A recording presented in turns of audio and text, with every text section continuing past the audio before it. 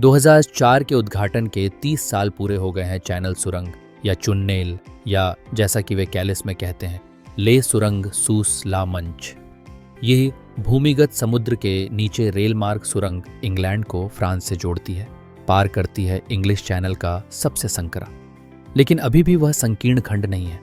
सुरंग यात्रियों को अनुमति देता है और कई मामलों में उनकी कारें भी।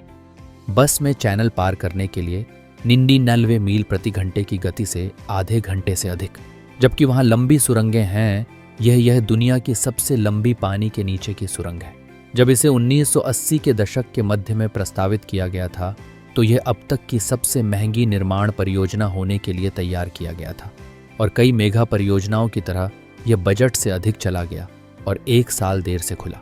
लेकिन कई मेगा प्रोजेक्ट्स के विपरीत इसे वित्त पोषित किया गया था पूरी तरह से निजी निवेशकों द्वारा।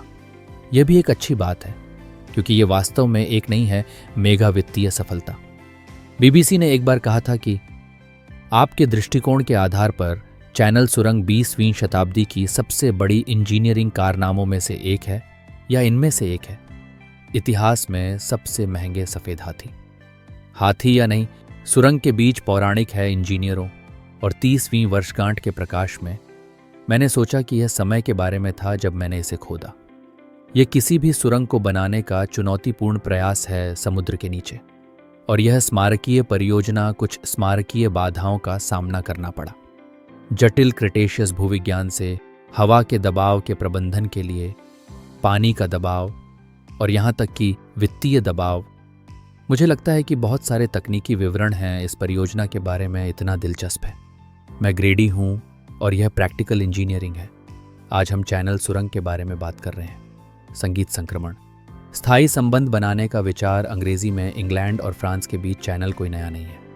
एक इंजीनियर वापस आ गया 1802। एक घोड़े और छोटी गाड़ी सुरंग के लिए एक योजना के साथ आया था, जिसका उद्देश्य तेल के लैंप से जलाया जाना था। के लिए एक कृत्रिम द्वीप मिडवे की विशेषता घोड़ा बदलता है, और कुछ बहुत डरावना वेंटिलेशन चिमनी। कहने की जरूरत नहीं है, यह विचार वहां नहीं पहुंचा। 1882 में एक और प्रस्तावित सुरंग मिली थोड़ा आगे, कुछ किलोमीटर आगे। वास्तव में कई हजार मीटर सुरंग वास्तव में भविष्य की क्षमता के डर के बारे में राजनीतिक दबावों से पहले खोदे गए थे। आक्रमणों ने परियोजना को मार डाला।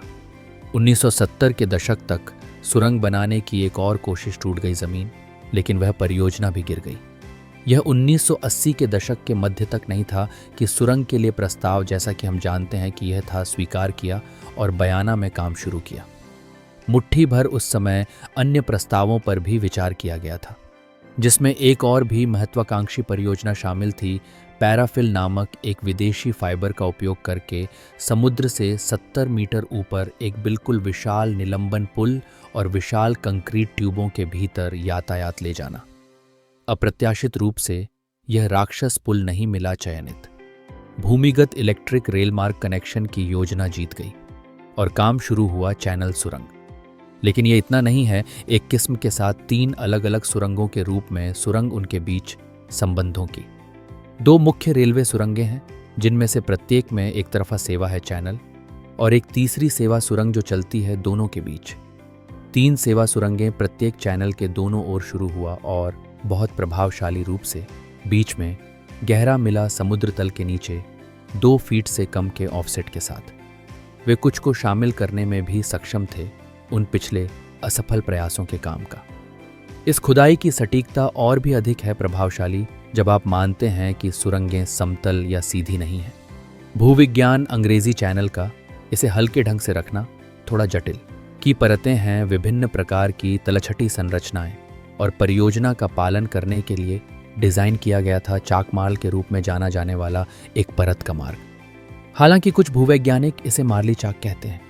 यह परत कम पारगम्य थी और इसमें कम दरारें थीं और अतिव्यापी सामग्री की तुलना में दरारें। लेकिन वह इसका मतलब यह नहीं है कि कोई दरारें नहीं थीं। मार्ली चाक के तहत सुरंग बनाने का सबसे अच्छा विकल्प था चैनल, लेकिन यह अभी भी सरल से बहुत दूर था। कुछ मायनों में उन पिछले प्रस्तावों और प्रयासों चैनल सुरंग बनाने में विफल रहा, क्योंकि तकनीक अभी बनाने के स्तर तक नहीं पहुंची थी।